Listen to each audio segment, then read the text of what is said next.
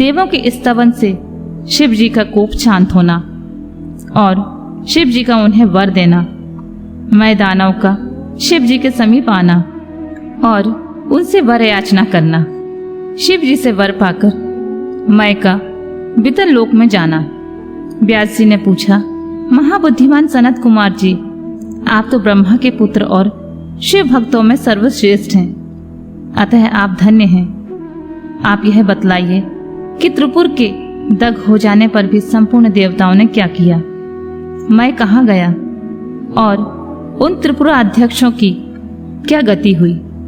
यदि यह वृतांत शंभु की कथा से संबंध रखने वाला हो तो सब विस्तार पूर्वक मुझसे कहिए। सूत जी कहते हैं, मुनि, व्यास जी का प्रश्न सुनकर सृष्टिकर्ता ब्रह्मा के पुत्र भगवान सनत कुमार शिव जी के युगल चरणों का स्मरण करके बोले।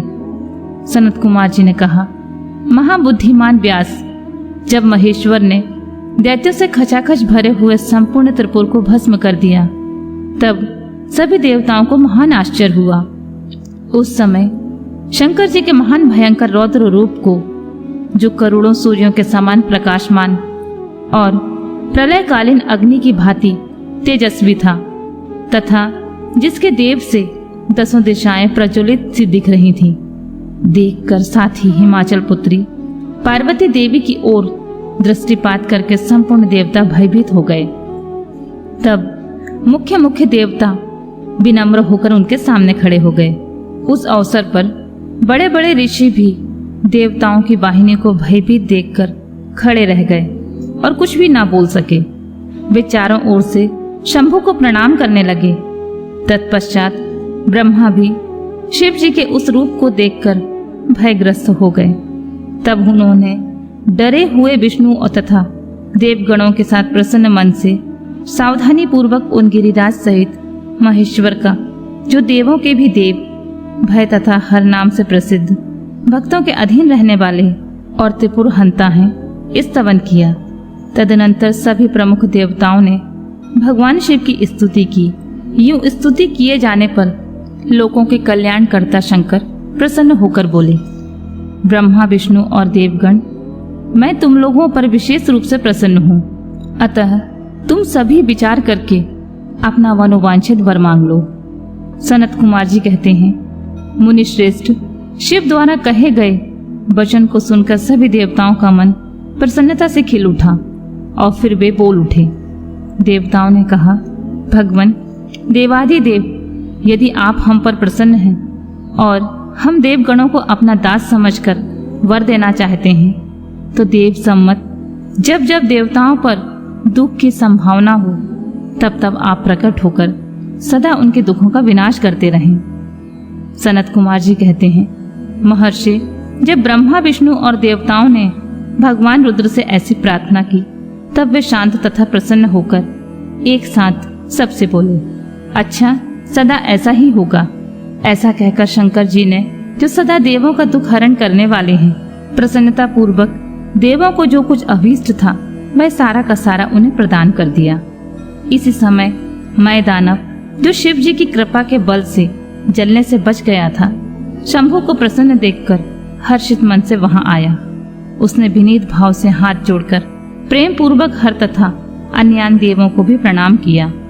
फिर वह शिव जी के चरण में लौट गया। तत्पश्चात दानव श्रेष्ठ मैं ने उठकर शिव जी की ओर देखा। उस समय प्रेम के कारण उनका गला भर आया और वह भक्तिपूर्ण चित्त से उनकी स्तुति करने लगा। द्विज श्रेष्ठ मैं द्वारा किए गए स्तवन को सुनकर परमेश्वर शिव प्रसन्न हो गए और आदर पूर्वक उससे बोले, दानव श्रेष्ठ मैं तुझ पर प्रसन्न हूँ, अतः तू वर मांग ले। इस समय जो कुछ तेरे मन की अभिलाषा होगी मैं उसे अवश्य पूर्ण करूंगा। सनत कुमार जी कहते हैं, मुने, शंभु के इस मंगलमय वचन को सुनकर दानव श्रेष्ठ मैं ने अंजलि बांधकर विनम्र होकर उन प्रभु के चरणों में नमस्कार करके कहा। मैं बोला, देवाधिदेव महादेव, यदि आप मुझ पर प्रसन्न हैं और मुझे वर पाने का अधिकारी समझते हैं, तो अपनी शाश्वती भक्ति मुझे प्रदान कीजिए। परमेश्वर, मैं सदा अपने भक्तों से मित्रता रखूं, दीनों पर सदा मेरा दया भाव बना रहे और अन्य दुष्ट प्राणियों में उपेक्षा करता रहूं। महेश्वर, कभी भी मुझ में आसुर भाव का उदय ना हो। नाथ, निरंतर आपके शुभ भजनों में तल्लीन रहकर निर्भय बना रहूं। सनत कुमार जी कहते हैं, व्यास जी, शंकर जी तो सबके स्वामी तथा भक्त वत्सल हैं। मैंने जब इस प्रकार उन परमेश्वर की प्रार्थना की तब वे प्रसन्न होकर मैं से बोले।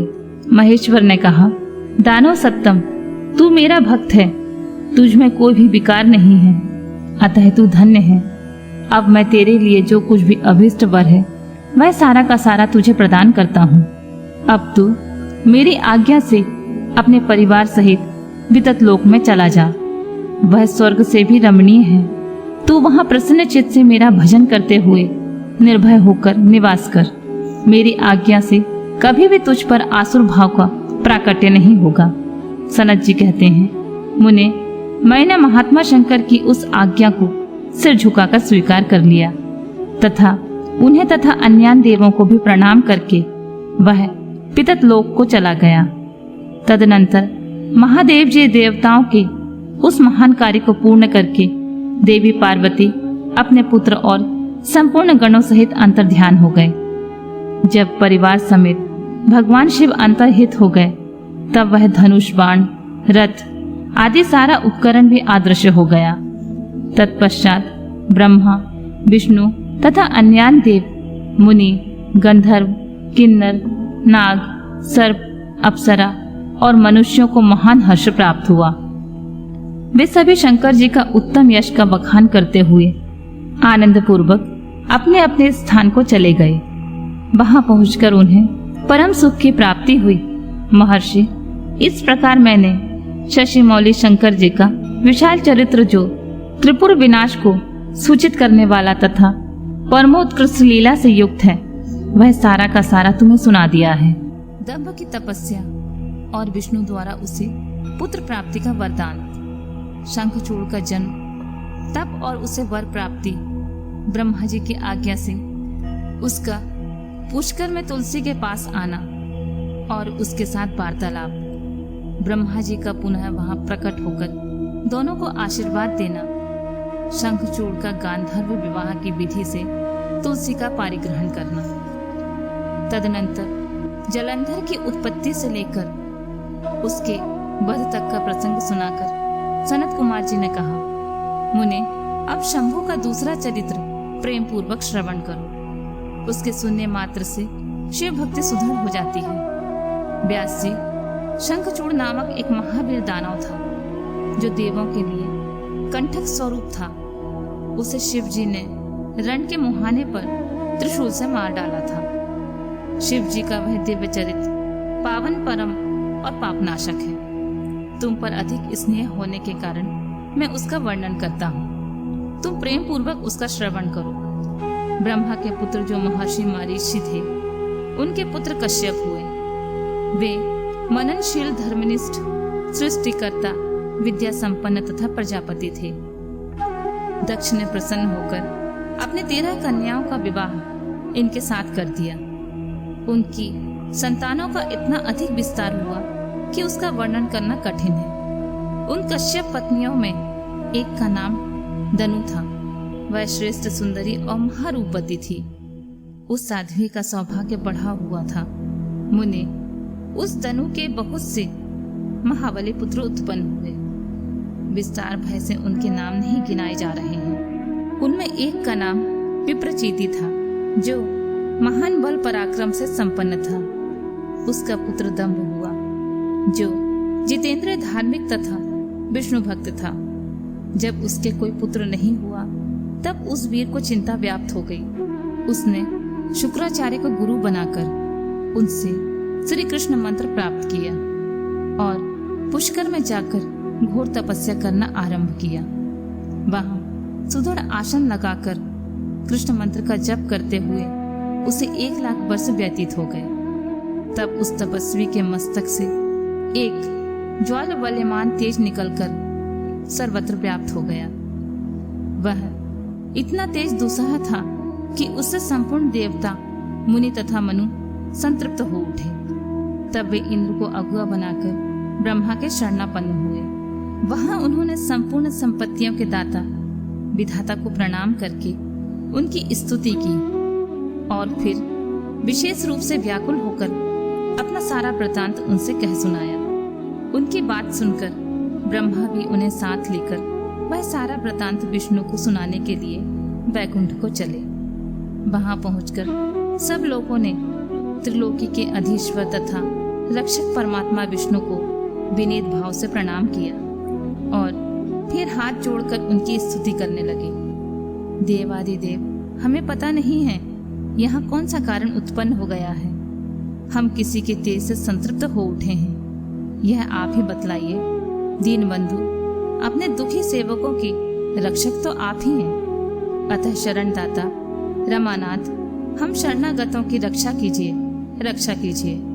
सनत कुमार जी कहते हैं, मुने, ब्रह्मा आदि देवताओं के वचन को सुनकर शरणागत वत्सल भगवान विष्णु मुस्कुराए और प्रेम पूर्वक बोले, अमरो, शांत रहो, घबराओ मत, भयभीत ना हो, कोई उलट पुलट नहीं होगा, क्योंकि अभी प्रलय का समय नहीं आया है। यह तेज तो दंभ नामक दानव का है, जो मेरा भक्त है और पुत्र की कामना से तप कर रहा है। मैं उसे वरदान देकर शांत कर दूंगा। सनत कुमार जी कहते हैं, मुने, भगवान विष्णु के यूं कहने पर ब्रह्मा आदि देवताओं की व्यग्रता जाती रही। वे सभी धैर्य धारण करके अपने अपने धाम को लौट गए। उधर भगवान अच्युत भी वर प्रदान करने के लिए पुष्कर को चल दिए, जहां वह दंभ नामक दानव तप कर रहा था। वहां पहुंचकर श्री हरि ने अपने मंत्र का जप करने वाले भक्त दंभ को सांत्वना देते हुए मधुर वाणी में कहा, वर मांग। तब विष्णु का उपयुक्त वचन सुनकर उन्हें आगे उपस्थित देखकर दंभ बड़ी भक्ति के साथ उनके चरणों में लोटपोट हो गया और बारंबार उनकी स्तुति करते हुए बोला, देवादिदेव कमल नयन, आपको नमस्कार है। रमानाथ, मुझ पर कृपा कीजिए। त्रिलोकेश, मुझे ऐसा वीर पुत्र दीजिए जो आपका भक्त तथा महान बल से पराक्रम से संपन्न हो और त्रिलोकी को जीत ले, परंतु देवता उसे पराजित न कर सके। सनत कुमार जी कहते हैं, मुने, दानव राज दंभ के यूं कहने पर श्री हरि ने उसे वह वर दे दिया और उस घोर तप से उसे निवृत्त करके स्वयं अंतर ध्यान हो गए। दानवेंद्र दंभ की तपस्या सिद्ध हो चुकी थी, जिससे उसका मनोरथ पूर्ण हो गया था। अतः वह भी श्री हरि के चले जाने पर उस दिशा को नमस्कार करके अपने घर को लौट गया। थोड़े ही समय के उपरांत उसकी भाग्यवती पत्नी गर्भवती हो गई। वह अपने तेज से घर के भीतरी भाग को प्रकाशित करती हुई शोभा पाने लगी। मुने, श्री कृष्ण के पार्षदों का अग्रणी जो सुदामा नामक गोप था, जिसे राधा जी ने शाप दे दिया था, वही उसके गर्भ में प्रविष्ट हुआ। तदनंतर समय आने पर साध्वी दंभ पत्नी ने एक तेजस्वी बालक को जन्म दिया। तब पिता ने बहुत से मुनीश्वरों को बुलाकर उसका विधि पूर्वक जात कर्म आदि संस्कार संपन्न किया। द्विजोत्तम, उस पुत्र के उत्पन्न होने पर बहुत बड़ा उत्सव मनाया गया। फिर शुभ दिन आने पर पिता ने उस बालक का शंखचूड़ ऐसा नामकरण किया। वह अपने पिता के घर में शुक्ल पक्ष के चंद्रमा की भांति बढ़ने लगा। वह अत्यंत तेजस्वी था, अतः उसने बचपन में ही सारी विद्याएं सीख ली और नित्र बाल क्रीड़ा में करके अपने माता पिता का हर्ष बढ़ाने लगा और अपने समस्त कुटुंबियों का तो वह विशेष रूप से प्रेम भाजन हो गया। तदनंतर जब शंखचूड़ बड़ा हुआ, तब वह जैगी शब्द मुनि के उपदेश से पुष्कर में जाकर ब्रह्मा जी को प्रसन्न करने के लिए भक्ति पूर्वक तपस्या करने लगा। उस समय वह एकांत मग्न होकर अपनी इंद्रियों को काबू में करके गुरुपदिष्ठ ब्रह्म विद्या का जप करता रहा। यूं पुष्कर में तपस्या करते हुए दानवराज शंखचूड़ को वर देने के लिए लोक गुरु एवं ऐश्वर्यशाली ब्रह्मा शीघ्र वहां पधारे और उस दानवेंद्र से बोले, वर मांग। ब्रह्मा जी को देखकर उसने अत्यंत नम्रता से उन्हें अभिवादन किया और फिर उत्तम वाणी से उनकी स्तुति की। तत्पश्चात उसने ब्रह्मा से वर मांगते हुए कहा, भगवान, मैं देवताओं के लिए अजेय हो जाऊं। तब ब्रह्मा जी परम प्रसन्न होकर बोले, तथास्तु, ऐसा ही होगा। फिर उन्होंने शंखचूड़ को वह दिव्य श्री कृष्ण कवच प्रदान किया जो जगत के संपूर्ण मंगलों का भी मंगल और सर्वत्र विजय प्रदान करने वाला है। तदनंतर ब्रह्मा जी ने उसे आज्ञा दी कि तुम बद्री वन को जाओ। वहीं धर्मध्वज की कन्या तुलसी सकाम भाव से तपस्या कर रही है, तुम उसके साथ विवाह कर लो। यूं कहकर ब्रह्मा जी उसी क्षण उसके सामने ही तुरंत अंतर्ध्यान हो गए। तब तपः सिद्ध शंखचूड़ ने भी, जिसके सारे मनोरथ तपोबल से पूर्ण हो चुके थे और मुख पर प्रसन्नता खेल रही थी, पुष्कर में ही उस जगत के मंगलों के भी मंगल स्वरूप कवच को गले में बांध लिया और ब्रह्मा के आज्ञा अनुसार वह तत्काल ही बद्र का आश्रम को चल पड़ा। वहां दानव शंखचूड़ सहसा उस स्थान पर जा पहुंचा जहां धर्मध्वज की पुत्री तुलसी तप कर रही थी। सुंदरी तुलसी का रूप अत्यंत कमनीय और मनोहर था।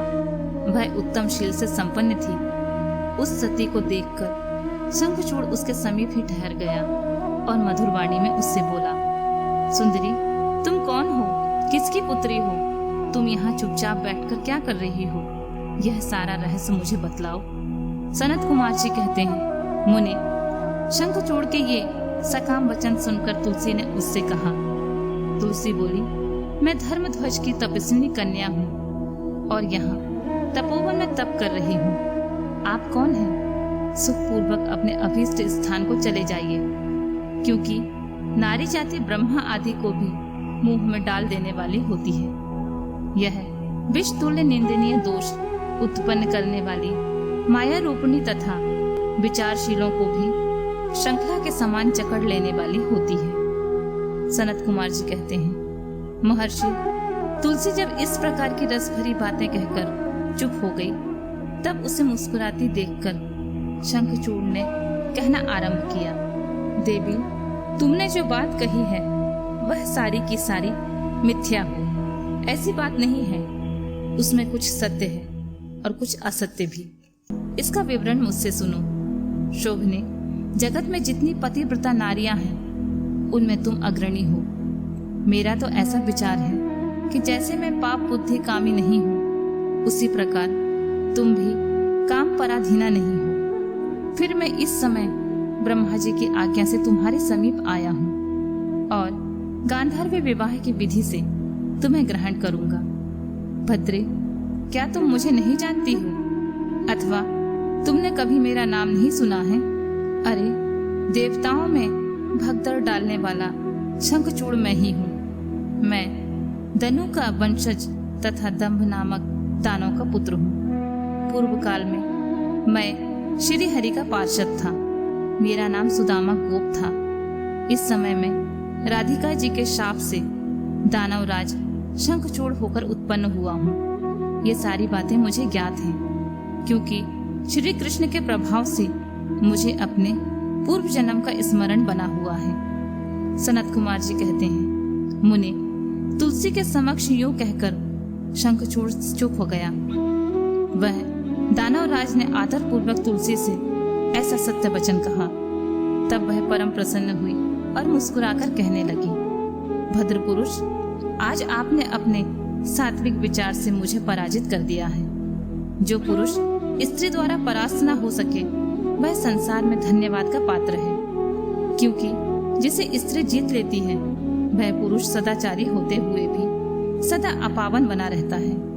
देवता, पितर और समस्त मानव उसकी निंदा करते हैं। जनना शौच तथा मरना शौच में ब्राह्मण 10 दिनों में, क्षत्रिय 12 दिनों में और वैश्य 15 दिनों में शुद्ध हो जाता है तथा शूद्र की शुद्धि 1 मास में हो जाती है। ऐसा वेद का अनुशासन है। परंतु स्त्री से पराजित हुए पुरुष की शुद्धि चितादाह के अतिरिक्त अन्य किसी प्रकार से संभव नहीं है। इसी कारण उसके पितर उसके द्वारा दिए गए पिंड तर्पण आदि को इच्छापूर्वक ग्रहण नहीं करते तथा देवता भी उसके द्वारा अर्पित किए गए पुष्प फल आदि स्वीकार नहीं करते। जिसका मन स्त्रियों द्वारा आहत हो जाता है उसके ज्ञान, उत्तम तप, जप, होम, पूजन, विद्या और दान से क्या लाभ, अर्थात उसके ये सभी निष्फल हो जाते हैं। मैंने आपकी विद्या, प्रभाव और ज्ञान की जानकारी के लिए ही आपकी परीक्षा ली है, क्योंकि कामनी को चाहिए कि वह अपने मनोनीत कांत की परीक्षा करके ही उसे पति रूप में वरण करे। सनत कुमार जी कहते हैं, व्यास जी जिस समय तुलसी योग वार्तालाप कर रही थी उसी समय सृष्टिकर्ता ब्रह्मा भी वहां आ पहुंचे और इस प्रकार कहने लगे। ब्रह्मा जी ने कहा, शंखचूड़, तुम इसके साथ क्या व्यर्थ में वाद विवाद कर रहे हो? तुम गांधार्व विवाह की विधि से इसका पारिग्रहण करो, क्योंकि निश्चय ही तुम पुरुष रत्न हो और यह सती साध्वी नारियों में रत्न स्वरूपा है। ऐसी दशा में निपुणता का निपुण के साथ समागम गुणकारी ही होगा। फिर तुलसी की ओर लक्ष्य करके बोले, सती साध्वी तुलसी, तू ऐसे गुणवान कांत की क्या परीक्षा ले रही है? यह तो देवताओं, असुरों तथा दानवों का भी मान मर्दन करने वाला है। सुंदरी, तू इसके साथ संपूर्ण लोकों में सर्वदा उत्तम उत्तम स्थानों पर चिरकाल तक यथेष्ट विहार कर। शरीरांत होने पर यह पुनः गोलोक में श्री कृष्ण को प्राप्त होगा और इसकी मृत्यु हो जाने पर तू भी वैकुंठ में चतुर्भुज भगवान को प्राप्त करेगी। सनत कुमार जी कहते हैं, मुनि, इस प्रकार का आशीर्वाद देकर ब्रह्मा अपने धाम को चले गए। तब दानव शंखचूड़ ने गांधार्व विवाह की विधि से तुलसी का पारिग्रहण किया। यूं तुलसी के साथ विवाह करके वह अपने पिता के स्थान को चला गया और मनोरम भवन में उस रमणी के साथ विहार करने लगा।